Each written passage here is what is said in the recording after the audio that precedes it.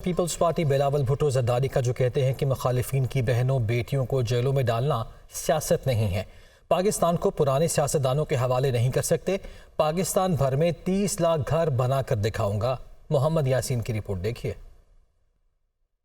Peoples party کا لاہور میں power show, chairman Peoples Party Bilawal Bhutto کا لاہور کے حلقہ این 127 ٹاؤن شپ میں جلسہ، جیالے قافلوں کی صورت میں جلسہ گاہ پہنچے۔ چیئرمین پیپلز پارٹی نے خطاب کرتے ہوئے مخالفین کو آڑے ہاتھوں لیا، کہا ووٹ کو عزت دو کے دعوے دار اپنے نظریے کو چھوڑ کر سیاست کر رہے ہیں، نہیں چاہتا کوئی کارکن نون لیگ کے ظلم کا سامنا کرے۔ پیپلز پارٹی ملک کو معاشی اور جمہوری بحران سے نکالے گی۔ جو ووٹ کی عزت کا سیاست کا دعوے دار ہے وہ اس وقت اپنی نظریہ چھوڑ کے سیاست کر رہے ہیں۔ بلاول بھٹو نے مزید کہا کہ پیپلز پارٹی حکومت میں آ کر اشرافیہ کے بجائے غریب کو سبسڈی دے گی، بے نظیر انکم سپورٹ پروگرام میں اضافہ کریں گے۔ پنجاب پر کبھی شوباز اور کبھی وسیم اکرم پلس مسلط کیا جاتا ہے، پاکستان بھر میں 30 لاکھ گھر بنا کر دوں گا۔ جو خود امیر ہے، جو خود اشرافیہ کا حصہ ہے اور ان کو سالانہ اربوں روپے کا سبسڈیز دیا جا رہا ہے، ہم اس ملک کو اس جمہوری بحران سے بھی نکالیں گے۔ پیپلز پارٹی کے جلسے سے سابق گورنر چودھری سرور، عوامی تحریک کے رہنما خرم نواز گنڈاپور سمیت پیپلز پارٹی کے دیگر رہنماؤں نے بھی خطاب کیا۔ لاہور میں انتخابی گہمہ گہمی عروج پر ہے۔ رہنما مسلم لیگ نون حمزہ شہباز نے بھاٹی گیٹ میں ورکرز کنونشن سے خطاب کیا اور کہا کہ اپنی سیاست کو داؤ پر لگایا، ملک کو دیوالیہ ہونے سے بچایا۔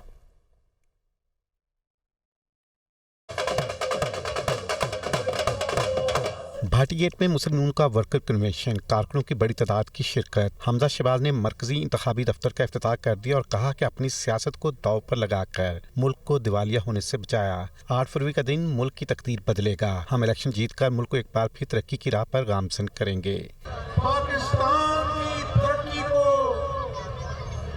اپنا گول بنایا، ہم بھی چاہتے تو تماشا دیکھتے رہتے، لیکن ہم نے اپنی سیاست کو داؤ پر لگا کے ملک کو دیوالیہ ہونے سے بچایا۔ اللہ کے حضور یہ توقع ہے کہ 8 فروری کا سورج شیر کی جیت کا پیغام لے کر طلوع ہوگا۔ حمزہ شہباز نے کہا کہ ماضی میں ہماری قیادت کو انتقام کا نشانہ بنایا گیا، مگر ہم خدمت کی سیاست پر یقین رکھتے ہیں۔ الیکشن جیت کر عوام کو 300 یونٹ تک بجلی مفت دیں گے، نوجوانوں کو لیپ ٹاپ ملیں گے اور معیشت کو پھر مستحکم بنائیں گے۔ 8 فروری کو جب پورے پاکستان میں شیر کی آواز آئے گی تو بجلی کے 100 یونٹ نہیں، انشاءاللہ 300 یونٹ کو مفت کریں گے پاکستانی قوم کے لیے۔ آج کے نوجوان جن کے پاس روزگار نہیں ہے، فکر کی بات نہیں، انشاءاللہ 8 فروری کو جب شیر جیتے گا تو ان نوجوانوں کو جھوٹے دلاسے نہیں بلکہ لیپ ٹاپ دیں گے انشاءاللہ۔ مسلم نون کے ورکرز کنونشن میں کارکنوں کا جوش و خروش عروج پر تھا، جو ڈھول کی تھاپ پر بھنگڑے ڈالتے اور نعرے لگاتے رہے۔ استحکام پاکستان پارٹی کے پیٹرن ان چیف جہانگیر ترین کہتے ہیں کہ ان کی پارٹی انتخابات میں بھرپور حصہ لے گی، مہنگائی کو کنٹرول کرنا اولین فرض ہے، معیشت کو بہتر کرنا ہمارا پہلا کام ہوگا۔ ملتان میں نیوز کانفرنس کے دوران انہوں نے کہا کہ دیہی اور شہری حلقوں میں ایک جیسی عوام رہتی ہے، حلقوں میں عوام کے مسئلے ایک جیسے ہی ہوتے ہیں۔ مہنگائی کو کنٹرول کرنا اولین فرض ہے، اولین فرض ہے، کیونکہ یہ ہر انسان کو اس چیز کا بہت نقصان ہوتا ہے۔ سب سے پہلے ہمارا یہی کام ہوگا کہ معیشت کو ایسے کنٹرول کیا جائے، ایسے معیشت میں چیزیں کی جائیں، اسٹیپس لیے جائیں جن سے مہنگائی ختم ہو جائے، بہت کنٹرول میں آ جائے۔ ہر چیز کی بنیاد ہے معیشت ہر چیز کی بنیاد ہے، اور ہم نے پہلی اولین جو ہم نے پالیسی بنانی ہے وہ اس پہ کہ معیشت چمکے، معیشت میں لوگ آ کے انویسٹ کرنا چاہیں، انویسٹ کریں، کامیاب ہوں، تاکہ لوگوں کو روزگار بڑھے، لوگوں کو روزگار ملے، اور معیشت ہی تو اس ملک کی ذمہ دار ہوتی ہے۔ مسلم لیگ نون کے رہنما رانا ثناءاللہ کہتے ہیں کہ سازش کے ذریعے ایک شخص کو ملک پر مسلط کیا گیا۔ اس شخص نے کہا کہ اپوزیشن کو ختم کر کے چھوڑوں گا۔ کیا پنجاب اور خیبر پختونخوا کی حکومت ہمارے کہنے پر توڑی؟ ان کا مزید کہنا تھا کہ ہماری بھی گرفتاریاں ہوئیں لیکن ہم نے مقابلہ کیا، ان کی طرح پارٹی نہیں چھوڑی، میرے خلاف گھٹیا اور گھناؤنا مقدمہ بنایا گیا، ملک کو معاشی بحران سے دوچار کیا گیا۔ نون لیگ اقتدار میں آ کر ملک کو بحران سے نکالے گی۔ وہ فیصل آباد میں کارکنوں سے خطاب کر رہے تھے۔ سازش ہوئی اور اس سازش کے نتیجے میں ایک ایسے فرد کو اس ملک پہ مسلط کیا گیا جس کی مجاز میں جمہوریت نہیں ہے۔ اس نے آتے ہی اسمبلی میں اپنے پہلے خطاب میں اپنی پہلی تقریر میں یہ کہا کہ میں تو اپوزیشن کو چھوڑوں گا نہیں۔ پنجاب کی حکومت جو ہے وہ ہمارے مطالبے پہ توڑی تھی، KPK کی حکومت ہمارے کہنے کے اوپر توڑی تھی، ہمیں گرفتار نہیں کیا گیا۔ یہ میرے ساتھی جتنے بیٹھے ہیں سٹیج کے اوپر، یہ سب جو ہے وہ مقدمات میں، انکوائریز میں اور گرفتاریاں بھگتے رہے۔ میرے خلاف ایک ایسا گھٹیا اور گھناؤنا جس کی سزائے موت تھی وہ میرے خلاف بنایا گیا۔ ملک کو جس معاشی بحران سے دوچار کیا گیا، اب اس کا ایک ہی حل ہے کہ 8 فروری کو پاکستان مسلم لیگ انشاءاللہ تعالی سادہ اکثریت سے کم از کم جو ہے وہ برسے اقتدار آئے اور ملک کو جو ہے وہ کامیابی کی جانب جو ہے وہ لے کے جائے۔ پنجاب میں 7,832 پولنگ سٹیشنز انتہائی حساس قرار دیے گئے ہیں۔ الیکشن ڈیوٹی کے لیے کوئک رسپانس فورس کے 28,000 سے زائد اہلکار درکار ہوں گے۔ الیکشن کمیشن نے پولنگ سٹیشنز کی فہرست جاری کر دی ہے۔ ذرائع کے مطابق الیکشن کمیشن نے پنجاب کے پولنگ سٹیشنز کی فہرست جاری کر دی۔ 7,832 پولنگ سٹیشنز انتہائی حساس اور 15,155 پولنگ سٹیشنز کو حساس قرار دے دیا گیا۔ 27,475 پولنگ سٹیشنز نارمل ہیں۔ انتہائی حساس پولنگ سٹیشن کے باہر 6 پولیس اہلکار تعینات ہوں گے۔ ڈیوٹی کے لیے 2,32,667 اہلکار تعینات ہوں گے۔ ایک حلقے میں کوئک رسپانس فورس کے 200 اہلکار موجود ہوں گے۔ ذرائع کا کہنا ہے کہ فوج یا رینجرز کی تعیناتی کی صورت میں انتہائی حساس پولنگ سٹیشنز کے لیے 31,328 اہلکار جبکہ حساس پولنگ سٹیشنز کے لیے 45,465 جوان درکار ہوں گے۔ ملتان کور کے زیر اہتمام اوکاڑا گیریزن میں پاک فوج اور رائل سعودی لینڈ فورسز کی مشترکہ عسکری ٹریننگ کا آغاز کر دیا گیا ہے۔ ISPR کے مطابق دونوں ممالک کے فوجی دستوں نے بہترین عسکری ڈرلز پیش کی ہیں۔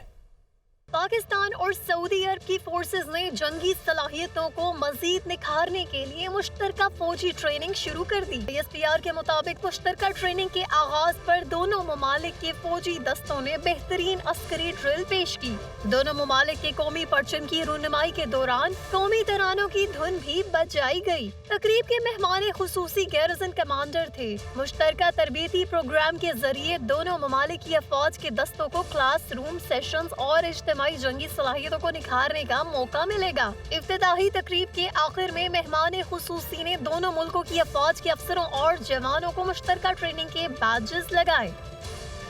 نگران حکومت نے IMF کو مختلف شعبہ جات میں مزید ٹیکس لگانے، ٹیکس ایمنسٹی اور سبسڈی نہ دینے کے ساتھ ساتھ نان فائلرز کے خلاف سخت کارروائی کرنے کی یقین دہانی بھی کرا دی ہے۔ IMF سے دستاویز بھی شیئر کر دی گئی ہیں۔ اسلام آباد سے یہ خصوصی رپورٹ دیکھیے۔ IMF کے ڈو مور مطالبے پر نگران سرنڈر، عوام کی جیبوں سے 90 ارب روپے نکالنے کا پلان تیار، چینی اور دیگر مصنوعات و خدمات پر مزید ٹیکس، جون تک کوئی ٹیکس ایمنسٹی، سبسڈی نہ دینے، نان فائلرز کے گرد گھیرا تنگ کرنے کی یقین دہانی، پلان مالیاتی ادارے کے حوالے کر دیا۔ دستاویز کے مطابق عوام پر ہر ماہ 18 ارب روپے مزید ٹیکس لگایا جائے گا اور 5 ماہ میں 90 ارب روپے جمع کیے جائیں گے۔ چینی پر 5 روپے فی کلو federal excise duty, textile leather مصنوعات پر GST کی شرح میں 3% اضافہ کر کے 18% کرنے کی تجویز ہے۔ مشینری درآمد پر 1% ایڈوانس ٹیکس بڑھانے سے ماہانہ 2 ارب روپے حاصل ہوں گے۔ خام مال کی درآمد پر بھی 1% ٹیکس بڑھانے سے 2 ارب روپے ملیں گے۔ کمرشل امپورٹرز کے سامان پر 1% ٹیکس بڑھانے سے ماہانہ 1 ارب روپے کی آمدن متوقع ہے۔ خدمات پر 1% ٹیکس بڑھانے سے ماہانہ 1.5 ارب روپے حاصل ہوں گے۔ کانٹریکٹرز پر 1% ایڈوانس ٹیکس بڑھانے سے ماہانہ 1.5 ارب روپے ملیں گے۔ نگران حکومت نے ٹیکس آمدن 1590 ارب روپے اضافے کے ساتھ 11,000 ارب کرنے کا پلان بھی IMF سے شیئر کر دیا۔ ریٹیل، پراپرٹی اور تعمیراتی شعبوں سے زیادہ ٹیکس وصولی، ویب سائٹ سمیت ڈیجیٹل مارکیٹس کو بھی ٹیکس نیٹ میں لایا جائے گا۔ حکومت نے یقین دلایا ہے کہ مزید کوئی بھی سبسڈی सब्सिडी, टैक्स छूट या तरजीही सहूलियात नहीं दी जाएंगी। हुकूमत किसी किस्म की फ्यूल सब्सिडी या क्रॉस सब्सिडी स्कीम भी नहीं लाएगी। रिटेलर्स के खिलाफ इस्लामाबाद और चारों सूबों में दुकान दुकान मुहिम शुरू की जाएगी। पेट्रोलियम डेवलपमेंट लेवी का सालाना हदफ 918 अरब रुपए से बढ़ाकर 1065 अरब रुपए करने की तजवीज है। रवां साल 30 जून तक 49 अरब और अगले साल 147 अरब अजाफी लेवी वसूल की जाएगी। IMF को बताया गया कि नॉन फाइलर्स के गिर्द घेरा तंग करने के लिए मॉनिटरिंग सिस्टम कायम कर दिया गया। इब्तिदा में 9 लाख नॉन फाइलर्स जद में आएंगे। मईशत को दस्तावेजी शक्ल देने के लिए 145 अदारे मालूमात देने के पाबंद होंगे। Invoicing system, compliance, risk management system से टैक्स नेट बढ़ेगा। स्मगलिंग के खिलाफ मौसर इकदाम किए जाएंगे। ट्रैक सिस्टम की कड़ी मॉनिटरिंग की जाएगी। पाकिस्तान के कितने फीसद बच्चे स्कूलों से बाहर हैं? वफाकी वजारत तालीम आज रिपोर्ट जारी करने जा रही है। रिपोर्ट के मुताबिक साल 21 और 22 में 2 करोड़ 62 लाख बच्चे स्कूल जाने से महरूम रहे हैं। इस्लामाबाद से ये खुसूसी रिपोर्ट देखिए। पाकिस्तान में 2 करोड़ 62 लाख बच्चे स्कूल जाने से महरूम। पंजाब पहले नंबर पर। 2017 के मुकाबले में शरह में 5% बेहतरी। रिपोर्ट के मुताबिक पंजाब में 1 करोड़ 17 लाख 30 हजार, सिंध में 76 लाख 30 हजार, खैबर पख्तूनख्वा में 36 लाख 30 हजार, बलूचिस्तान में 31 लाख 30 हजार और वफाकी दारुल हुकूमत इस्लामाबाद में 8 लाख बच्चे स्कूल नहीं जा रहे। 39% बच्चे मुख्तलिफ वजूहात की बिना पर और खैबर पख्तूनख्वा में 30% बच्चे स्कूल नहीं जा रहे। रिपोर्ट के मुताबिक साल 2016 और 17 में 44% बच्चे स्कूल से बाहर थे, जबकि ये शरह साल 2021 और 22 में कम होकर 39% पर आ गई। इंटर की सतह पर 60% बच्चे तालीम हासिल करने से महरूम हैं और ये शरह मैट्रिक, मिडल और प्राइमरी सतह पर 44%, 30% और 36% रही। उधर फ्रांस और बेल्जियम में फ़लस्तीनियों के हक़ में बड़े मुजाहिरे किए गए। दारुल हुकूमत पेरिस और ब्रसल्स में मुजाहिरीन का यूरोपियन यूनियन के हेडक्वार्टर की जानिब मार्च। एहतजाज में शरीक शहरियों की इसराइल के खिलाफ नारेबाजी। मुजाहिरीन के फ़लस्तीनी परचम उठाकर फ्री फ्री पैलेस्टाइन के नारे। तो दुनिया भर में इसराइली मज़ालिम के खिलाफ आवाज़ उठ रही है। फ्रांस और बेल्जियम के मनाजिर भी आप मुलाहिज़ा कर रहे हैं, जहाँ पर फ़लस्तीनियों के हक़ में बड़े मुजाहिरे किए गए हैं। दारुल हुकूमत पेरिस और ब्रसल्स में मुजाहिरीन ने यूरोपियन यूनियन के हेडक्वार्टर की जानिब मार्च भी किया है।